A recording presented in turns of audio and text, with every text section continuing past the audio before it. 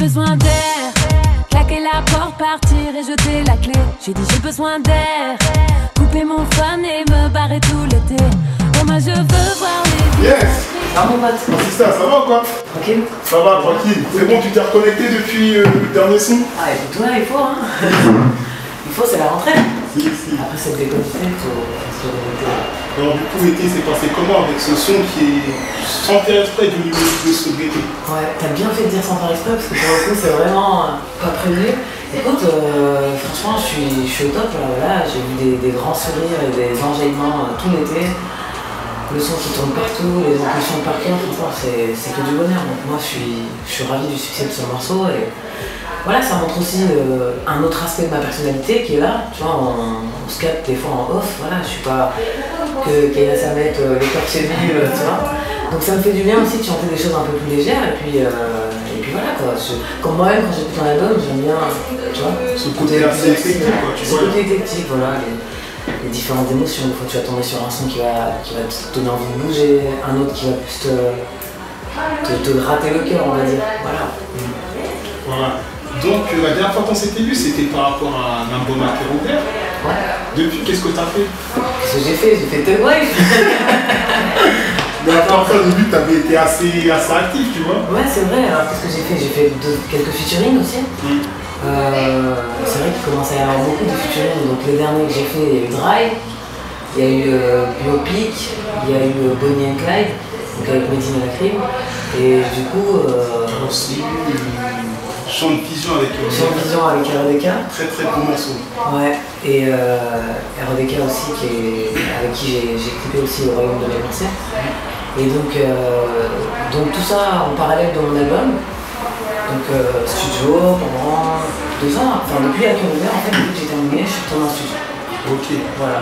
Et là, tu reviens avec l'album Thug Life. Ouais. Est-ce que tu peux un peu me parler de cet album et déjà, pourquoi ce titre Thug Life? Alors pourquoi ce titre? En fait, moi, c'était une manière de faire un petit clin d'œil à Tupac, tu vois, que je kiffe et qu'on est pas mal à kiffer, je pense. Tu vois, Tupac, c'est quelqu'un.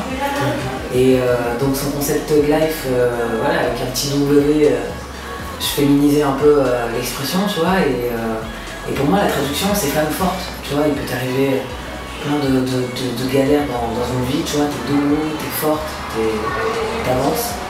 Donc j'ai trouvé que c'était un bon concept et naturellement c'est devenu le titre de l'album.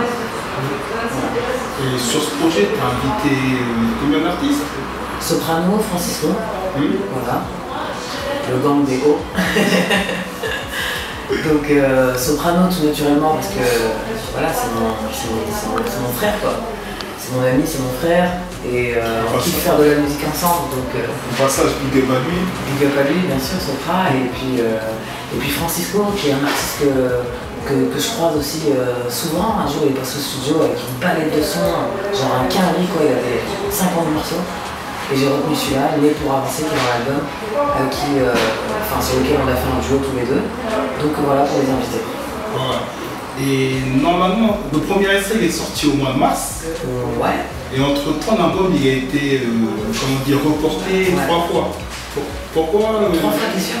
Non, attends, parce que j'attendais cet album, il devait être programmé le 9 juin, 23 juin, et après septembre, et aussi 6 octobre. Ouais, je crois que 2, 3 fois, c'est possible. En fait, qu'est-ce qui se passe autour de ce report? Rien d'extraordinaire, c'est juste qu'il y a des raisons de maison de disques, voilà, des raisons qui concernent plus mon équipe, stratégie, etc. Moi, mon album est prêt. Après, voilà quoi, la suite du prochain épisode, faut attendre, il va arriver. Ah là, t'as trop créé l'attente quoi. Ah ouais? Ouais. Non, t'inquiète. Et bah c'est dommage parce que tu aurais pu profiter de l'espèce de mouvement qu'il y avait autour de Déconnecté pour sortir cet album. Ouais, écoute, c'est vrai que quand tu brilles entre guillemets, voilà, sur un autre projet qui n'est pas le tien, même si là il y a une très grosse exposition, etc. Tu sais jamais vraiment quantifier les retombées que ça peut avoir sur ton projet perso, tu vois. Donc j'ai pas trop lié les deux, si tu veux, ça a fait partie de la boucle et c'est tant mieux, mais je me suis pas trop posé de questions en fait, tu vois. Voilà, c'est naturel, ça se fait naturellement. Et là, par rapport à cet album Thug Life, j'aurais aimé savoir, est-ce que tu pourrais me sortir l'un de tes morceaux préférés? Ouais, l'un de mes morceaux préférés, c'est quoi, je vais être gentil, je vais te demander un top 3 au pire. Un top 3, ouais.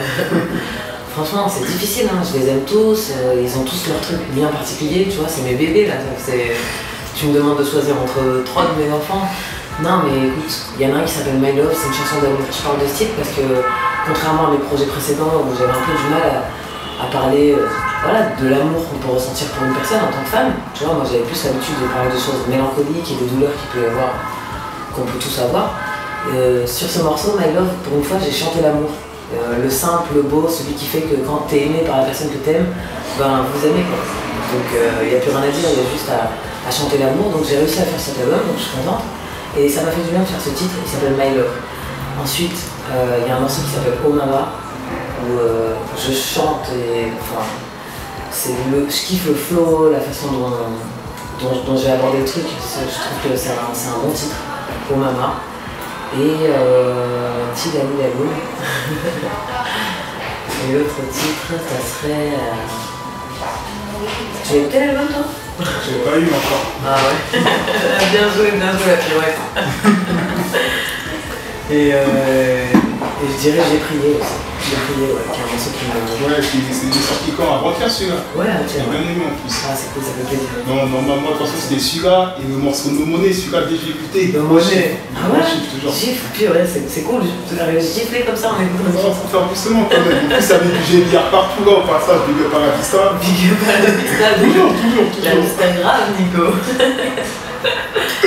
Ça fait plaisir. Non, les gars, maintenant, j'aurais aimé savoir, qu'est-ce que tu penses du R&B féminin? Ou du R&B au niveau, en général, en France? En France, le R&B en France en général, en fait, on va dire qu'il y a eu une grande époque du R&B, à l'époque où il y avait pas mal de chanteuses qu'on entendait en radio, etc. Mais j'ai l'impression que le terme R&B, c'est devenu un peu gnangnan, quoi. Je sais pas, moi, médiatiquement, j'ai l'impression qu'on entend ça, quoi. Chanteuse R&B, chanteuse sans trop de choses à dire, quelque chose d'édulcoré, de superficiel. Parce que les codes aussi d'américanisme, enfin je sais pas, tu vois, quand je te mets en scène dans ton clip, Corée, machin et tout, ça fait un peu une musique insipide en fait, j'ai l'impression. Donc c'est dommage que le mouvement ait eu à pâtir de tout ça. Moi je croise des gens qui chantent, des gens qui rappent, qui chantent, qui composent, il y a beaucoup de talent. Donc je trouve que dans le paysage, on n'entend pas assez de talent, quoi. Parce qu'il y a des gens qui déchirent en province, des meufs qui chantent, ben on le voit dans tous les télécrochets, tous les concours qu'on peut voir à la télé, sur Nouvelle Star, The Voice, il y a des voix de dingue.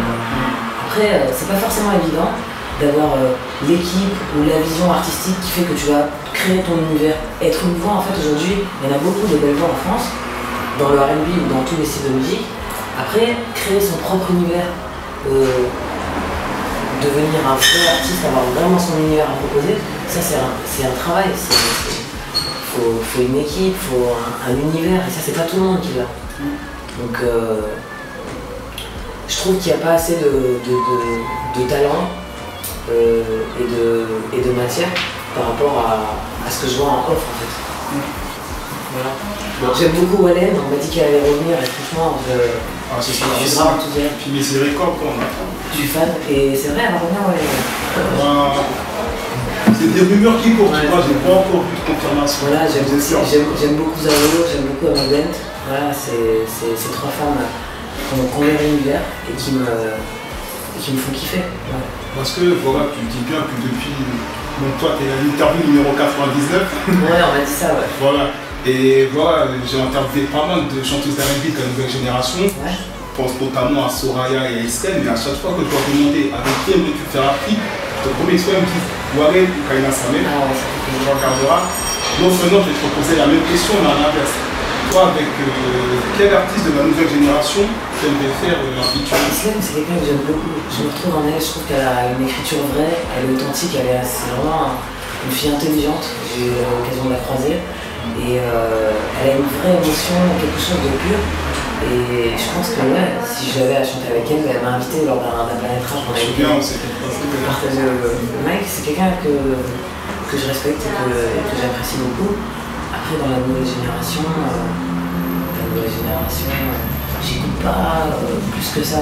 Tu vois, j'écoute vraiment beaucoup plus des trucs américains. Mais Là comme ça, il se lève.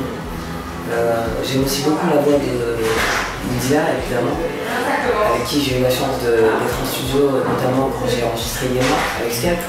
Donc Indila, c'est limite, je peux pas en parler pour l'écouter, c'est Indila, elle a une voix de ouf. Donc évidemment, un morceau avec elle, ça serait le kiff. Et là maintenant pour finir, ce serait quoi tes projets par rapport à l'album Thug Life? Alors mon projet par rapport à l'album Thug Life, c'est que tout le monde l'ait dans sa voiture, que tout le monde l'achète, kiffe, vienne me voir en concert. Voilà, de toute façon je pars en tournée avec Soprano aussi, donc ça me donnera l'occasion de faire quelques titres en live et voilà, ça va beaucoup m'apporter. Et je suis déjà dans le futur, je suis déjà en train de bosser la suite, donc je pense que d'ici 1 an et demi il y aura un nouvel album, ouais. Ah ouais, mais vous perdez pas de temps, toi et Sopra. Toi lui aussi, il bosse déjà sur les vrais, sur l'album, il est pas sorti encore celui-là. Écoute, on est passionnés, on kiffe ce qu'on fait, c'est que du bonheur, on a de la chance de le faire, et qu'on le fait à fond, de manière positive, et tant qu'on peut avoir la créativité, on y va quoi. Ah, t'as raison, faut toujours anticiper. C'est clair, c'est clair. Voilà. Bon, Kaina, je te remercie pour cette interview. Merci à toi. Toujours un plaisir de venir. L'album Thug Life sera disponible à partir du 6 octobre. Achète, écoute et apprécie. Je me suis déconnectée.